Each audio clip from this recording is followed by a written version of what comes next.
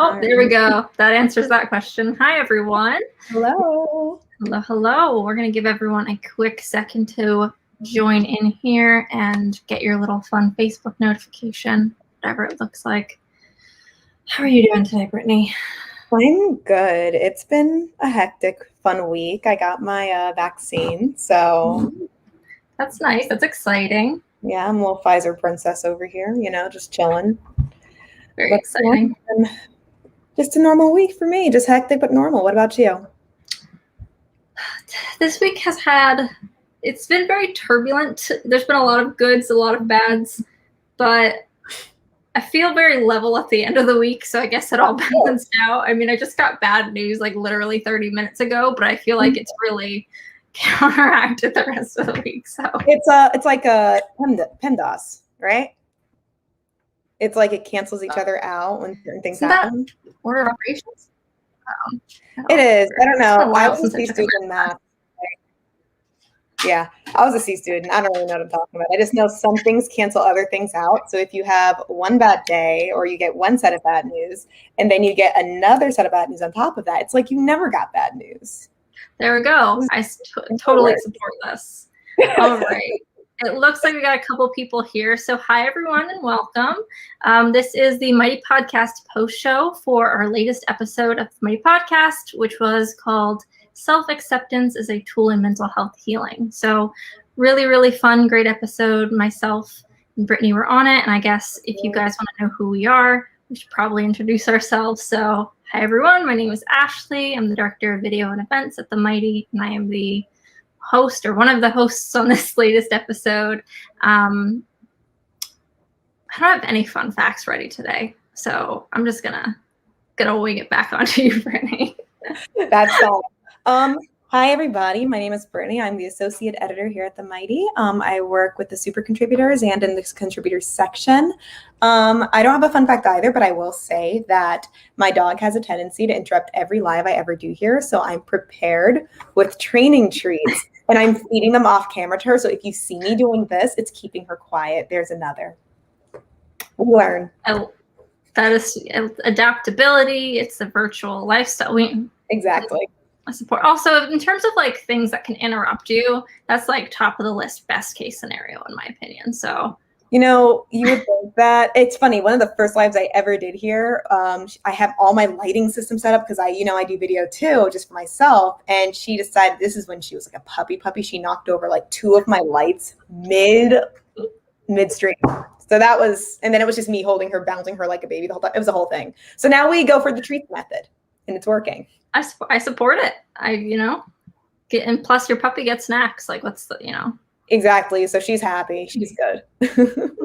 All right. So like we do on the podcast, we like to do a little icebreaker, kind of get us warmed up to talk about our topic for the week. So today I was thinking, what is your non-typical self-care, or what's something that you do that's like very uniquely, this weird combination gets me out of a funk,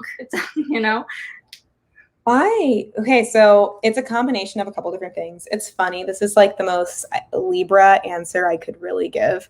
But it's a combination of looking good, but not just looking good, looking the way that I authentically feel. I've been thinking about this a lot, how I personally feel I am and how my closest friends perceive me as isn't how a lot of people perceive me in general.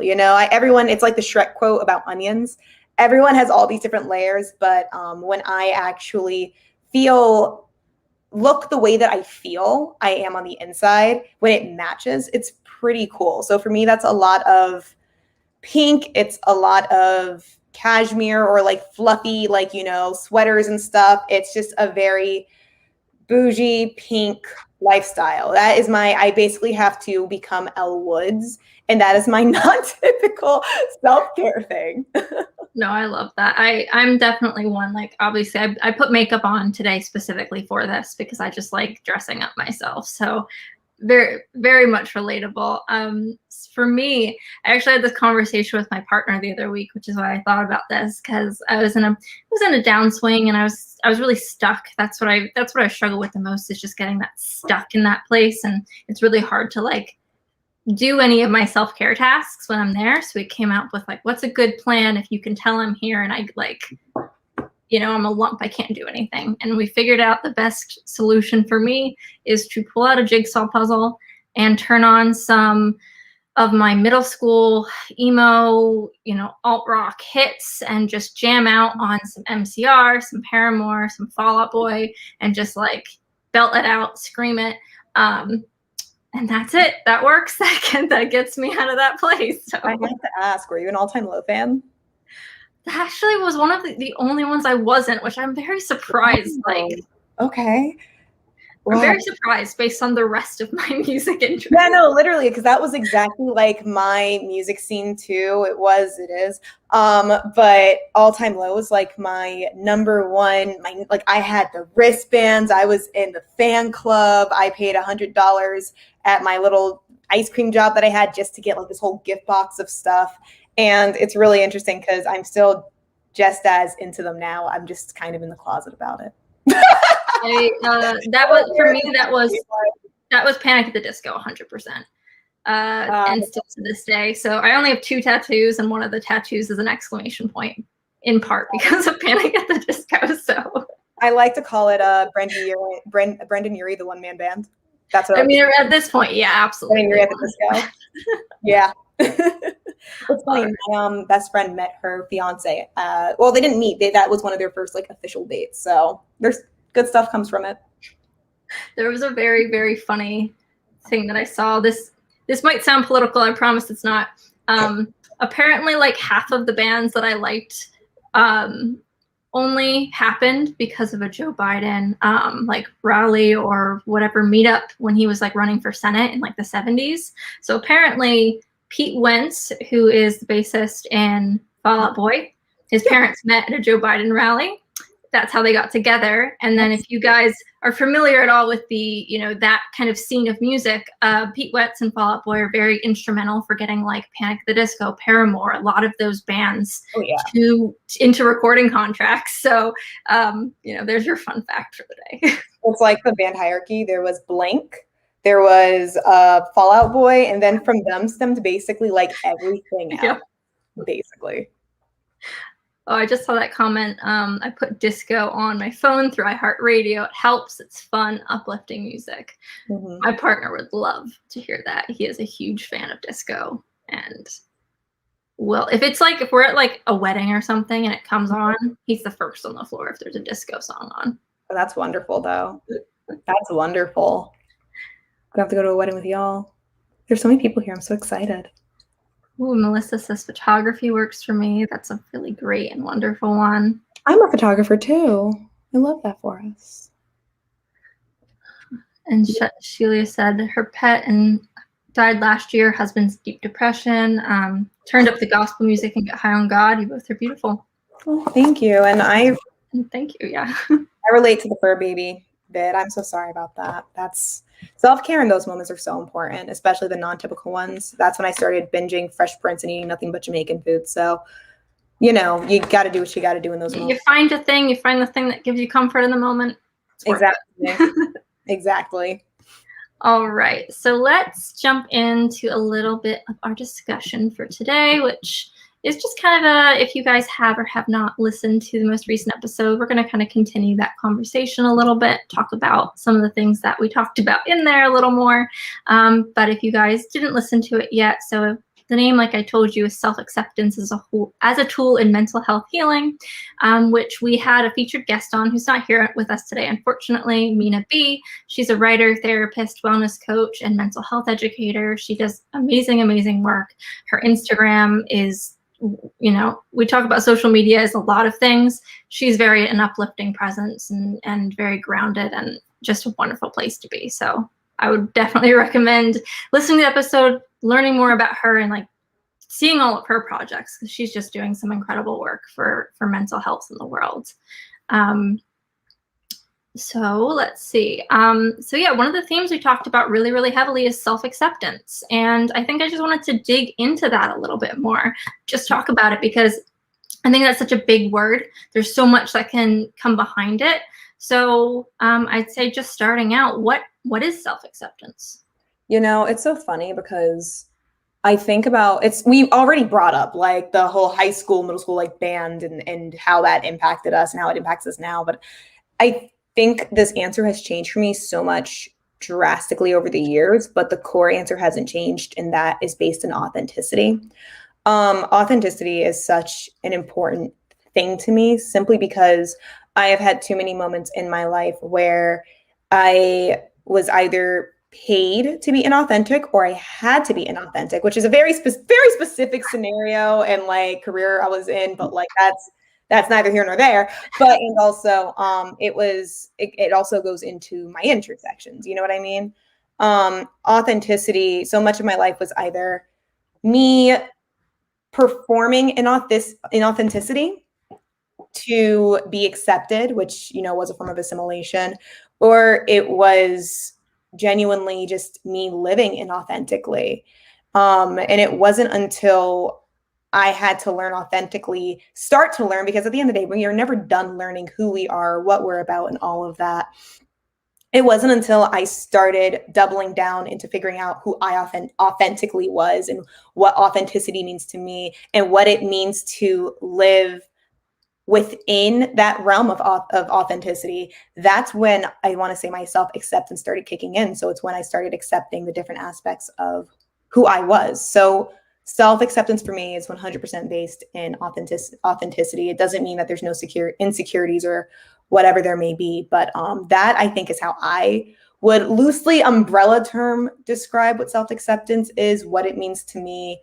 It's definitely living in tandem is not the word, but we're going to use it right now.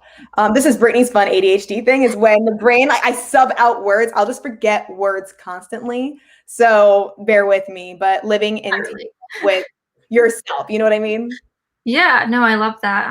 Authenticity, I think, is so important into, because I don't think you can truly be self-acceptant if you are living inauthentically, because you're not embracing the whole of you. Because obviously, like you said, there are moments where you do have to be kind of inauthentic, and it sucks when those moments they'd have to be the case, right? For sometimes, yeah. Like I'm thinking too, like customer service jobs, right? Like that's a whole fun field we could get into, but no, I think that's really valuable. And authenticity, I think, is to me like, yeah, a huge part of that acceptance. Like you can't accept yourself if you're not being authentic to who you are. I think, yeah, you said too, it changed a lot for you. I think it changed a lot for me too, because I think I was always really comfortable growing up in like buckets, because I was like told what to do, and I could be creative around those buckets, but it's like, you're going to go to school now, and this is what you're expected to do at school. When you go to your job, this is what you're expected to do at your job. And I found myself like falling into that identity, as opposed to like me being myself and bringing myself to those places. So me bringing myself to school or job or whatever, hobby I was into that week.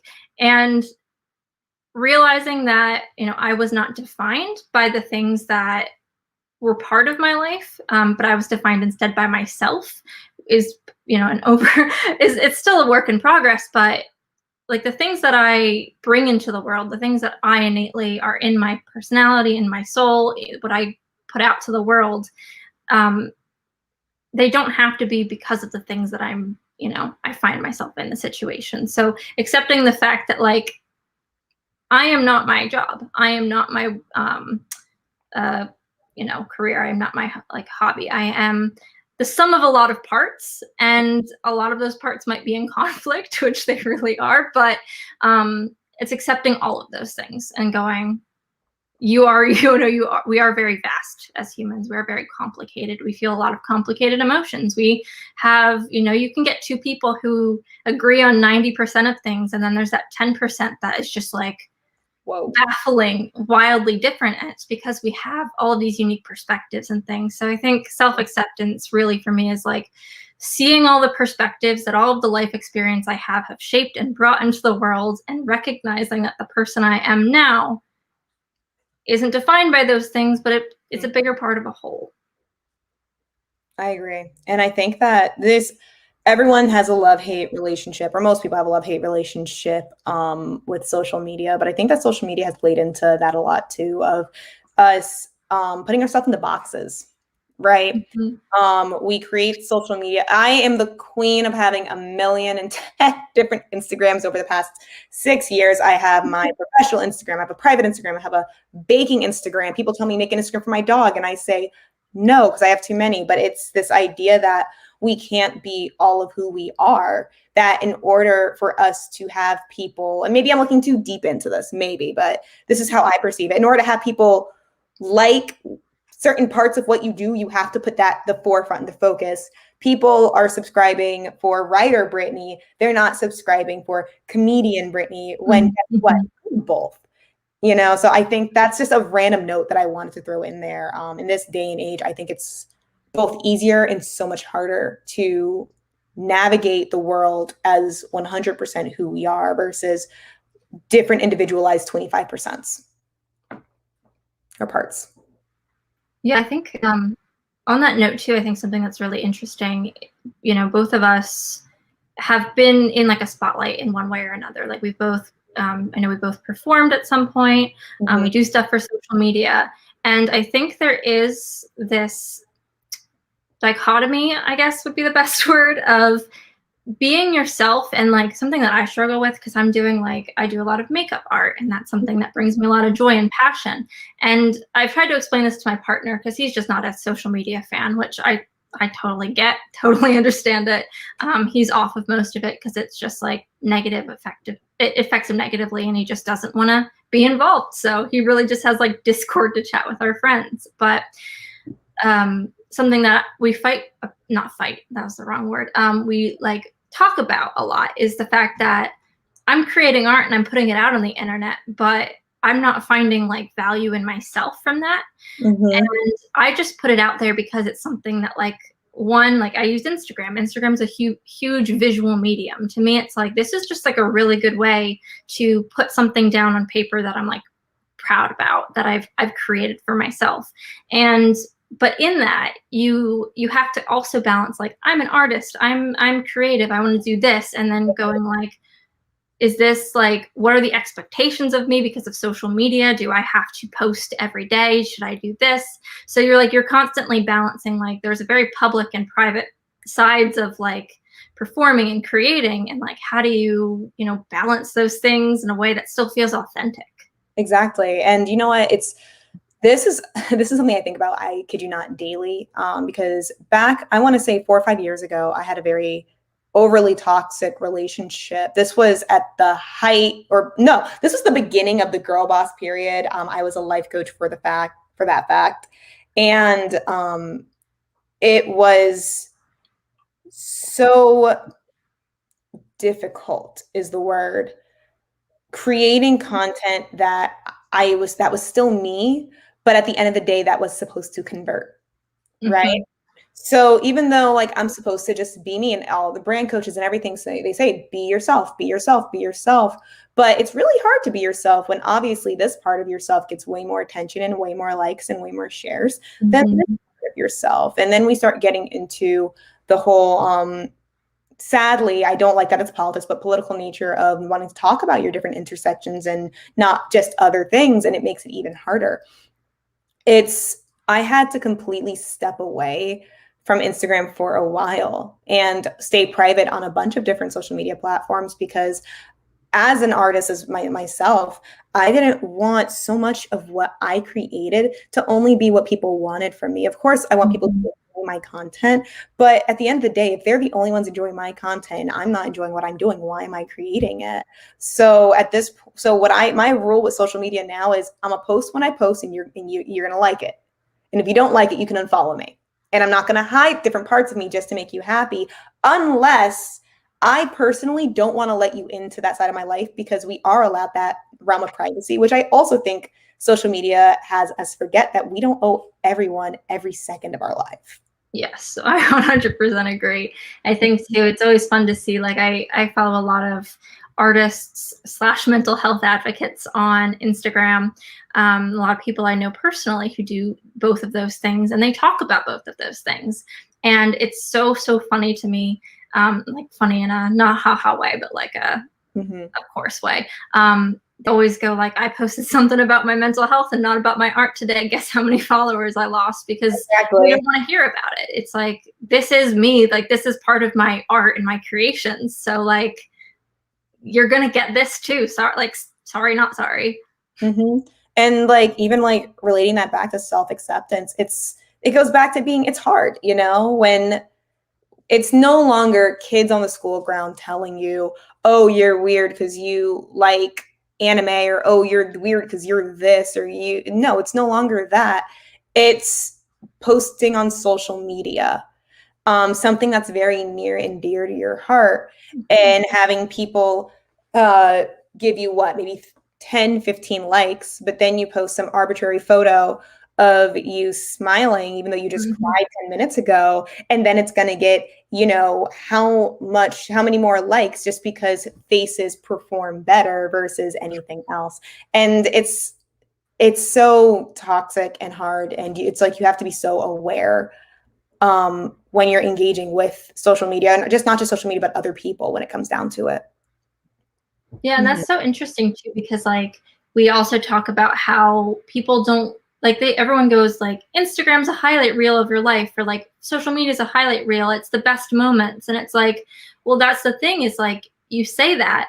And then when we aren't bringing our best moments, then it's that's when you unfollow. It's like it's almost like a self-perpetuating cycle, because like when you bring that authenticity and that realness and that not highlight reel of part of your life, then people are like, well, I don't want to see this. Exactly. It's negative. It's just, I have a very strong relationship with that. I was once upon a time in a very toxic positive environment, and I refused to, do the thing. I refuse to be toxically positive. You can like something and you can also critique something, but there are some people, and it doesn't matter what that thing is, they just don't want the critiques. It's like, if you don't like it's the argument, let people like things, which I agree with. But my argument also, unless it's inherently harmful, toxic, etc., let people dislike things, even if it's facets of their own life. That is something I think we need to remember. Definitely. I want to get into some comments here. So I've been talking about this. So one I want to highlight is about authenticity. Dave, there we go. The pratfall effect, your likability will increase if you aren't perfect. The spotlight effect, your mistakes are not noticed as much as you think.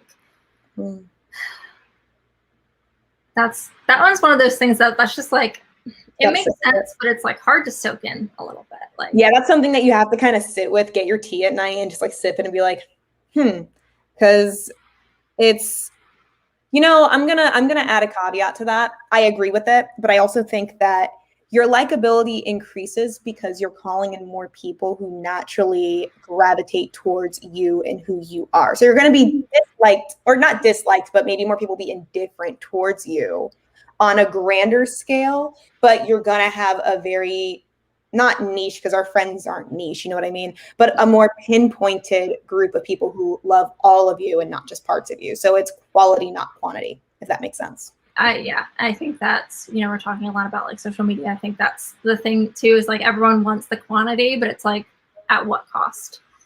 Exactly. Melissa here says, for me, self-acceptance means accepting all parts of oneself. It's easy to embrace and accept the good stuff, but we cannot achieve self-acceptance until we accept the challenges we live with as well. 100%, Melissa. I completely agree. I'm just trying to accept the fact that I'm trying to accept the acceptance for some things, I'm just trying to accept the acceptance, but I completely agree. 100%.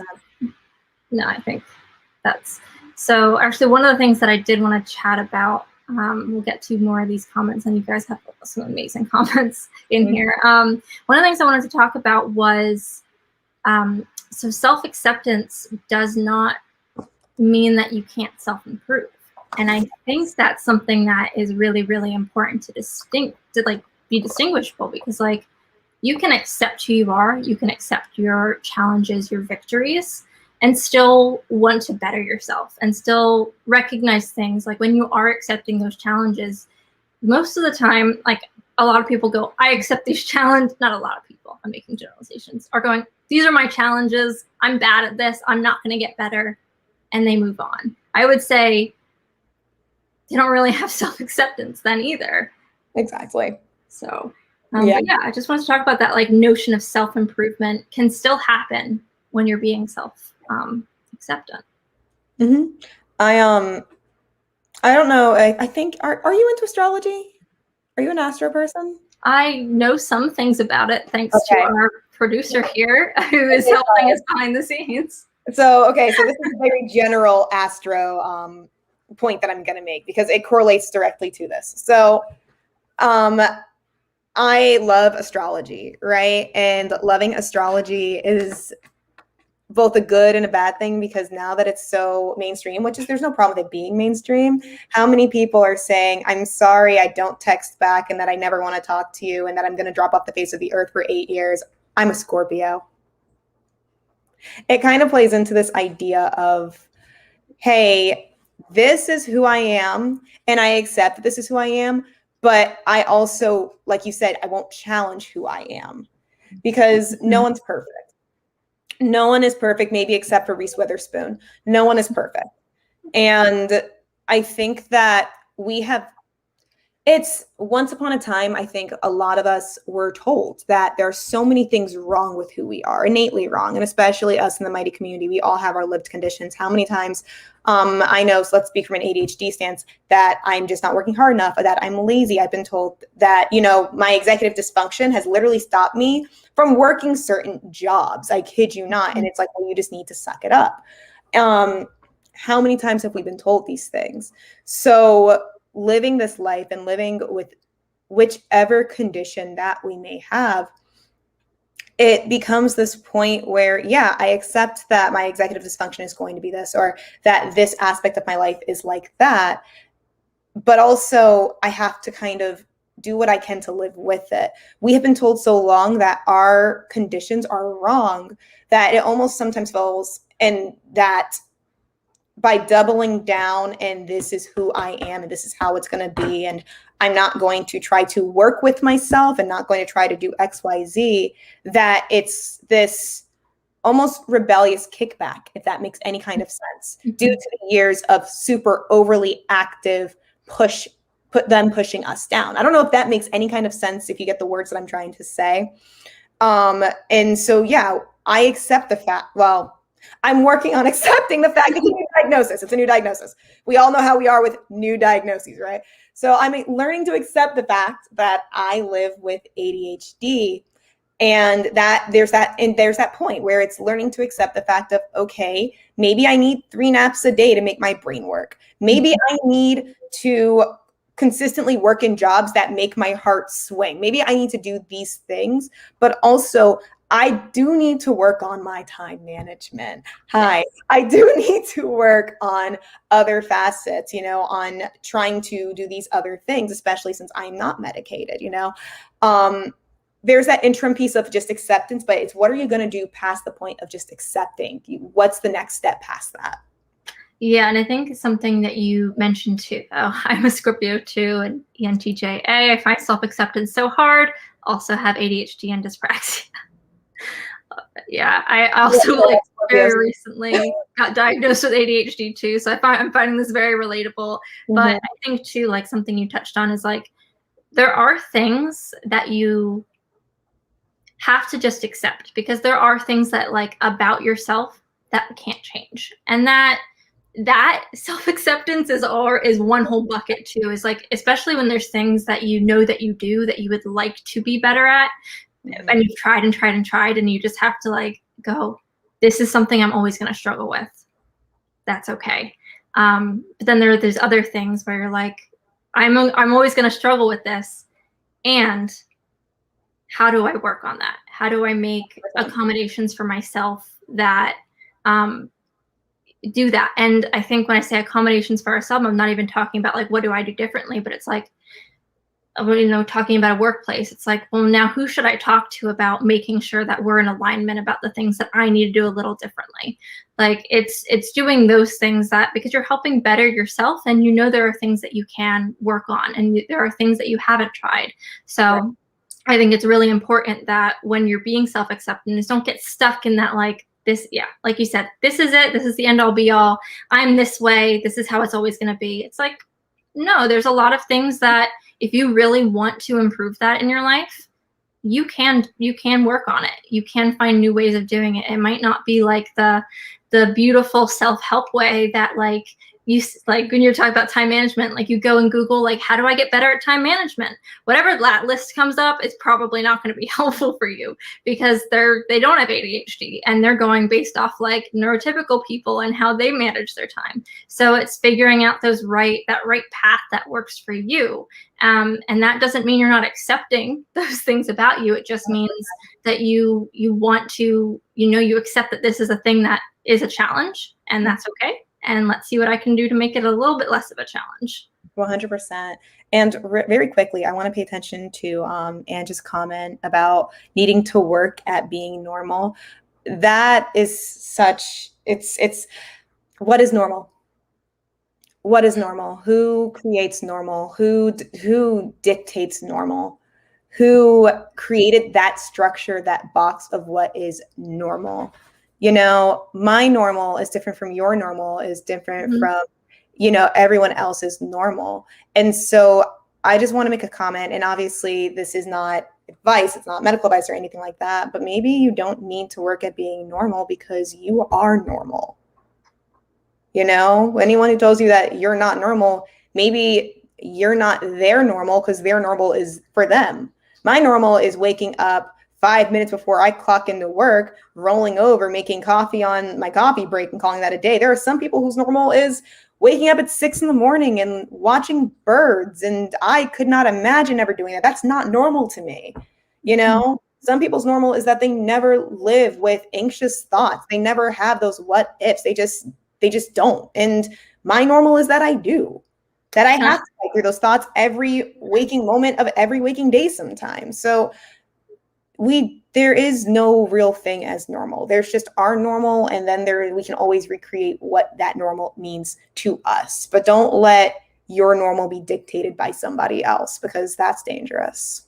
Yeah. However, though, the normal of that person's normal who doesn't have anxious thoughts every day, that sounds great. So like I will concede there, but like just one day, let's just sleep for a day.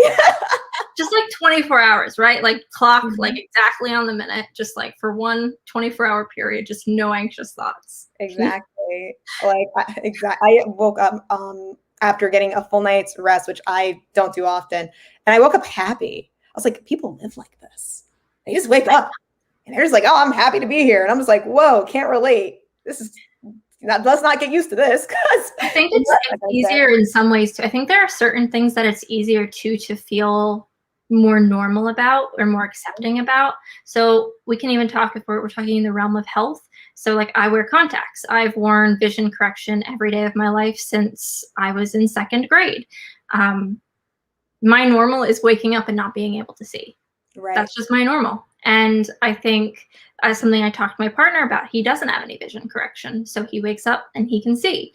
And we are very similar. We live together, we sleep in the same bed, and we wake up and our worlds are already innately different from each other. And both of those are normal for each of us. And if we crossed into the other person's, we'd go, oh, this is super weird, because it's not our normal, it's not our life. And I think that to me is like an easier concept to understand, to like try to extrapolate into those other areas of your life. So especially, I think mental illness is really, really difficult to ever feel normal. And I think that's because of the nature of mental illness. It wants to isolate you. It wants to make you feel different, the other, less than.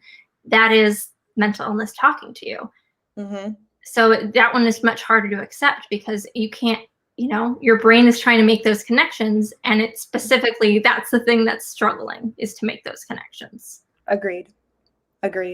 I like this comment down here about normal must be defined by you, not others. Others will chit chat or laugh at you. Try not to listen to those critics. I completely agree. especially, and just to piggyback off of what you were saying about like the trickiness with normal when it comes to mental illness, you know, it is hard defining it, especially what we both just recently got diagnosed with ADHD. So technically it's not a new normal, but it is a new normal. It's learning to live with this new normal of what this means and how to now navigate our lives, creating another new normal. When I first realized I had depression when I was 17, that was a new normal. I wasn't just sad, which I've been saying for 2 years straight. Who knew? Then it was, okay, wait, maybe there's something with my anxiety. That's another new normal. And then it was a couple years later, it was a bipolar diagnosis with cyclothymia, another new normal. So I do want to kind of make an addendum that with every new normal that you have to create, normal does feel farther and farther away, because now you're having all these different diagnoses that say you are not normal. But I do want to say that still defining what your normal is within all of that is possible. And while it's hard to, and I'm trying to be careful with my words here, accepting that it's not the default neurotypical normal is a huge part of self-acceptance and self-improvement, because you kind of have to get there through self-improvement, that we are all, I feel, working on. That's really hard to achieve, but I do think that it is possible and it is out there. Yeah, I think something too that the way I try to look at when I get a new diagnosis or something like this happens is these things were always true. Like I'm 26 now and I got diagnosed with ADHD at 26, but I've had ADHD for 26 years. This has always been my normal. I just now have a word to describe it. And it also helps to me. I find like words like that, terms like that, really, really helpful for self-acceptance, because it goes, I don't suck at communicating because I'm just sucking at it. It's like my brain makes it really hard for me to communicate effectively with other people. And there's a reason why now. And now I have that lens to help, like, if I do want to work on my communication skills, I have a lens to do it under now. I have tools, I have a word, I have things that I see other people who have that same word struggle with. I can learn from their experience. 100%. It just helps me. It helped me like normalize it for myself, because it's like, I'm not just like awful at this thing. I'm not terrible. It's like, no, you just like, this was genuinely just something that you live with. It's a little different than maybe some other people, but it happens. So, yeah, definitely. It's a lot, but it's funny. I was diagnosed, not diagnosed, kind of diagnosed. I'm diagnosed junior, 25. So like I said, I relate a lot. I really do. And then Megan had a good note here of untreated ADHD can sometimes trigger anxiety and depression, but it's just creating the best coping mechanisms without medications. Insomnia is also annoying too because of hyperfixations. Yeah, I didn't realize I hyperfixated until I had ADHD, and then a lot of things made sense. So get that. Oh, yeah. And yeah, that's the fun part, I know I mentioned zodiacs earlier, but so for anyone here who's a zodiac fan, I'm an Aquarius moon, and they're known for feeling emotionally misunderstood. I had this moment with the ADHD diagnosis. I'm like, maybe it's not my moon sign. Maybe it's the ADHD that makes me feel this way. Maybe it's not the fact that I'm Aquarius moon. And it's true, because like our brains do. I think something that I have trouble with self-acceptance and even finding a means of self-improvement with is I consistently feel misunderstood by people. And this goes back to what you were saying earlier about communication, actually.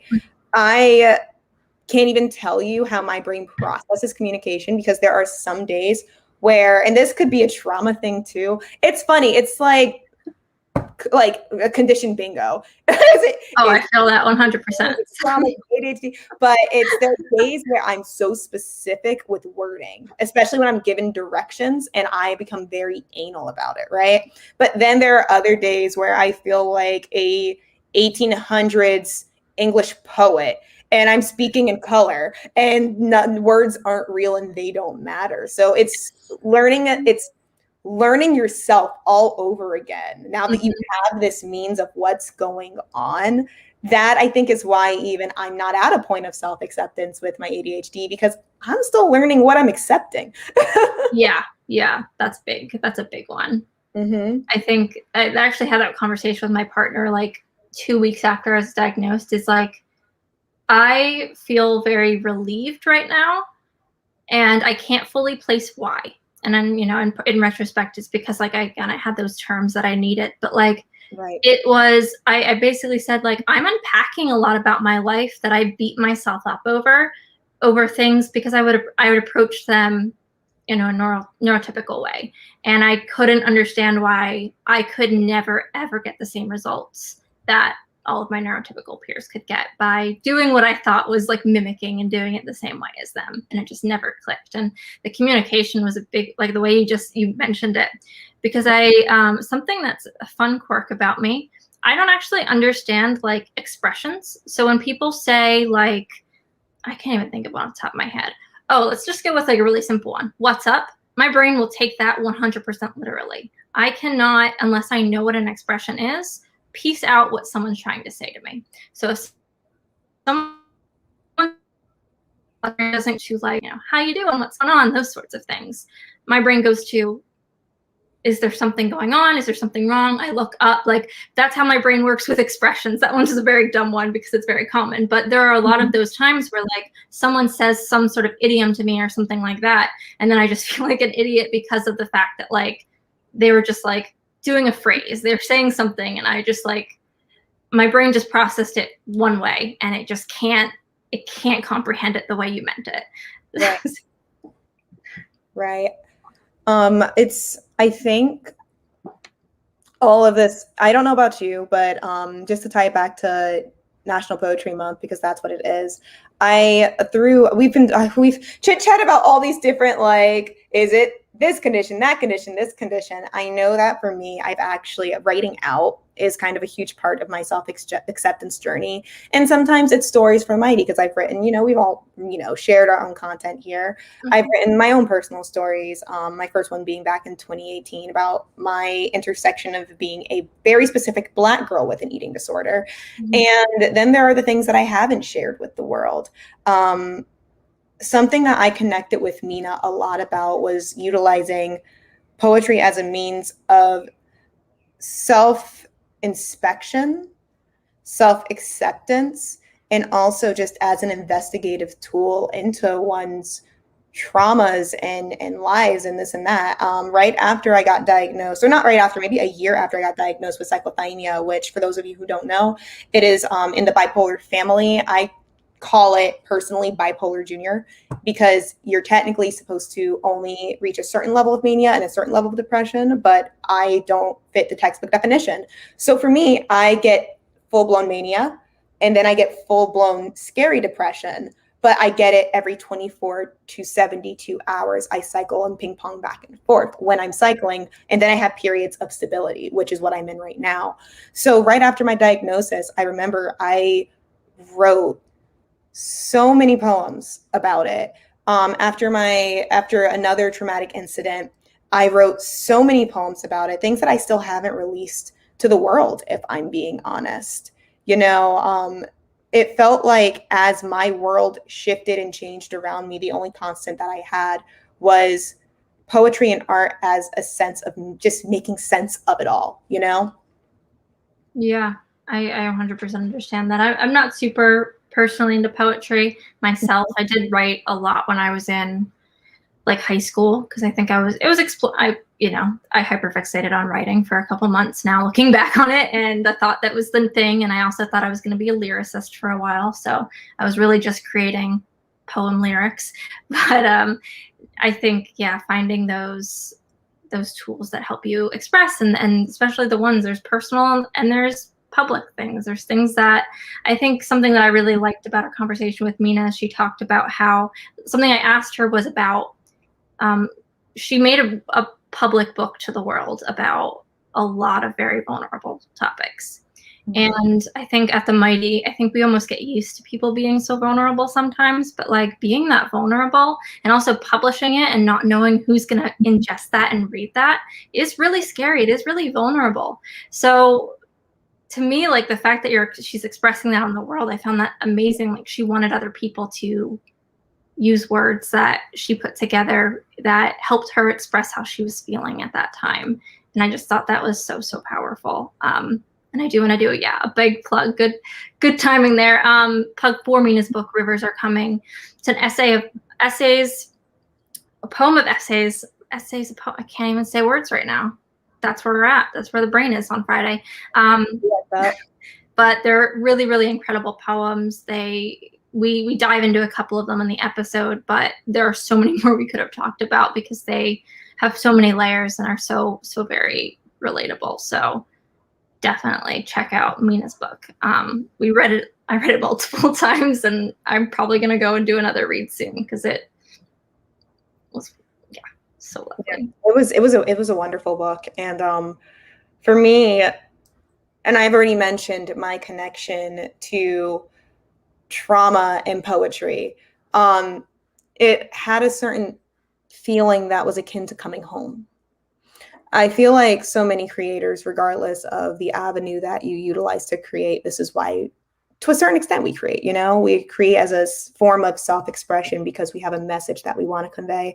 And sometimes that message is something grand. It's about world hunger. It's about Black Lives Matter. It's about a much bigger thing. But sometimes that communication that message is purely just about our internal hurt. And because this is a huge part of it, I know for me, especially as a Black woman, seeing her create this book about her intersections also as a Black woman and her pain and her trauma, so many of us, regardless of what our intersections are, because different intersections, different cultures, different gender, sexualities, etc. We all have these different rules that we've been told on how we're supposed to navigate life. And for Mina, for me, it's we've been working under this condition of we're just not supposed to. We have to be, and we are all told we have to be strong, but we have to be, the strong Black woman. So this was a moment of her pulling back the curtain and just being like, I'm human. I am hurting, and that is such a poignant statement that as I was reading, it brought me to tears, because while we're getting more of that with the current conversations around mental health going on, still seeing it, knowing what I experienced firsthand in my life, especially as a young teenager, not yet realizing the amount of trauma that she had been through as a child and not yet knowing that she was living with depression, etc. That just was the world to me. I'm even having problems creating the words now. It just was the world to me, and it still is, and it's just so important. And I feel like you don't have to be a Black woman to read the book and connect with those words and understand that feeling of honesty in regards to your trauma and the things that you've been through and being vulnerable, Yeah, I agree 100% because I got a lot out of that book as well, and I couldn't relate to a lot of that section of the intersectionality, but so much of what she said was it was just really about hurting in a lot of ways, and she was able to express it through her intersectionalities. And while I didn't experience those intersectionalities in the way that affected me the same way, there's a lot of other intersectionalities that it reminded me of, and the way in those relationships. And so I think that's also just a powerful point for having that representation. I know we talk a lot in this whole health field about having representation in media of a lot of different things, but I think beyond that, what's really important is the intersectional representation, because it's not just that, right? It's not just that we're living with mental illness. In this case of the book and your experience, it's not just that you're Black, it's those intersections that created that home for you. And that is what it's all about. That's what's so, so important, is that we're creating and understanding all of these ways in which we all are very unique humans. And that's, great and not great. But because of that, there are a lot of shared traumas that we experience because of these intersections. And I think just understanding, unpacking it, learning more. I think even, we talk about too, like, it helped me to learn some of the intersectionality, traumas that you and Mina perhaps experienced because of the color of your skin that I could have never experienced because of that same reason.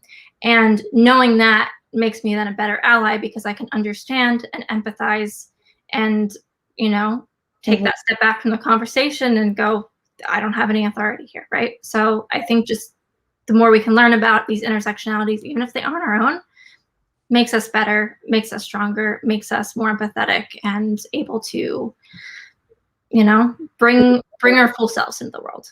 Exactly. And there's that full circle moment where it comes back to authenticity and living completely as all of who you are. Because for me, for Mina, and not just for like, Black women, like we're not just women, or we're not just men, or we're not just, non-binary. We're not just 1, 2, 3. We're all of these things. And because of the other intersections of who we are, especially when it comes to our lived conditions, it's all impacts one another a lot. It definitely has a strong weight on it.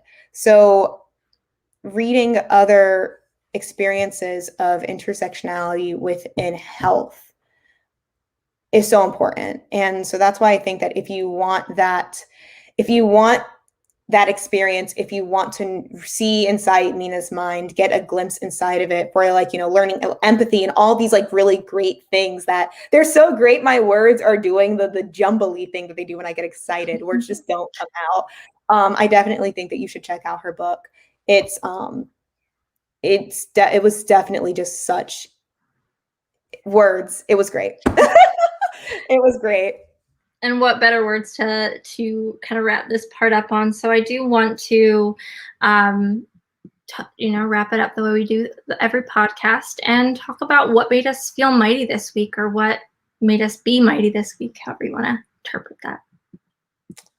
I want to say what made me feel mighty this week. That's a really good question. I'm trying to think of like what's happened this week. This has been such a stressful week. Communicating my needs this week is what made me feel mighty this week. I definitely had a moment where I had to just communicate with somebody and say I was feeling it. We made this joke. And if you're a nerd, cartoon fan, you'll understand my reference, where I was telling her, I was like, I'm not overwhelmed. I'm definitely not underwhelmed. I'm just whelmed. I'm extremely whelmed right now. And because I expressed that, we were able to figure out a game plan. So I was no longer whelmed. So that's what made me feel mighty this week, was communicating my needs. I love that. That's so good. I have a couple things I could choose from here. I'll go briefly into one of them because that's more internal. So one of the things that was really, I say dumb, but it was like I'm very open to change. But I realized that the only thing that I was not open to changing about my like physical appearance, because I talk about, I'm really into makeup. I'm really into changing my hair color. I'm really into changing my style or wearing costumes. But the only thing I could not change was my actual hairstyle.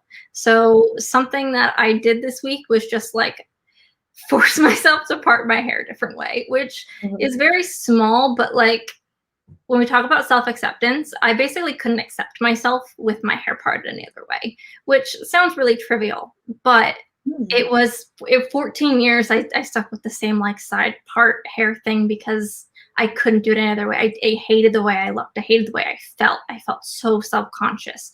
If I try it at home, I'd flip it by the time I like got on a meeting or something. And it's like, so I accepted that this week. But the thing that I think was much more important is yesterday, I ended up getting triggered by something I saw on social media. It just reminded me of my whole cancer time. And I wanted to just like be okay. I wanted to just be fine and like move forward. But I let myself say like, I'm not fine right now. And I can't just like be here and be present and be, show up fully, because I'm not in the space to. And I let myself take a break. I let myself take a very long break. And like, I did a jigsaw puzzle. We talked about that. And I gave myself like permission to have that break, because I can give myself a break, but then I'm going to beat myself up about it later. I gave myself full permission to actually take that break and acknowledge that I needed it. And that's something I've not done before. And it was just like, today I'm in a much better place, but it impacted me to the point now that like I woke up today feeling better because I took that time that I needed, which I'm normally stuck for like a week when I have something like that happen. So it was just like a very powerful moment that I acknowledged and let myself take that time. I'm proud of you. Thank you. Appreciate it. All right. We do have to wrap up, unfortunately. I do want to share that we do have a new episode coming out very, very soon. I can't tell you too much about it yet, but I will be in that episode. Have a couple of new voices. 2 new voices will be in that episode, and it's going to be a very interesting one to listen to. So we will let you know when it's out, but it is coming very soon. Yeah, so make sure you look out for it. Make sure you give us a nice little rating. Can we say that? I'm going to say it. Make sure you rate us. Share it with your friends. Yeah, share, like, rate, subscribe, follow.